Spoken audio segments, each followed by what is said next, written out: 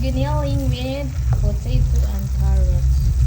Magluto ko giniling. Hi guys, magluto ko og giniling na baboy.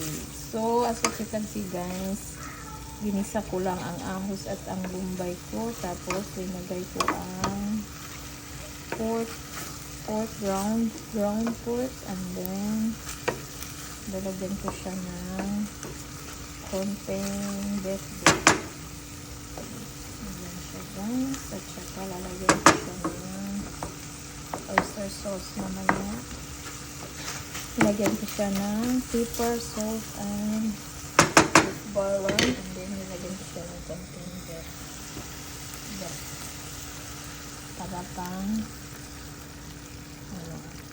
paluto ng baboy. At saka lalagay ko yung carrots at saka potato. Ayan siya guys. Ang bango. Ang bango, diba? Maraming ahos yan.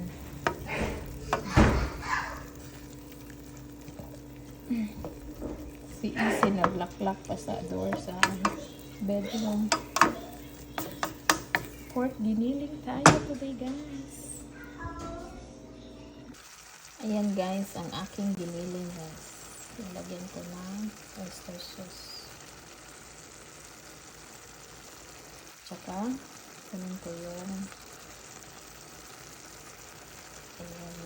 may mga sabaw-sabaw pa dyan. Alam ko yung ayan. Hala, ang laki ng pagkahiwa ko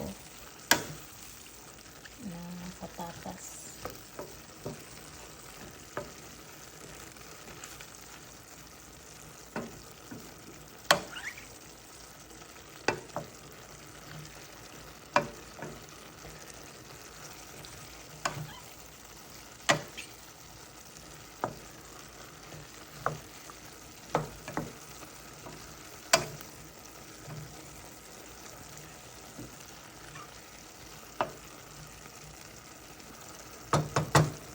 Ayun siya guys.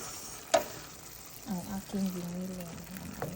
Pork giniling naman. Carrots and patatas.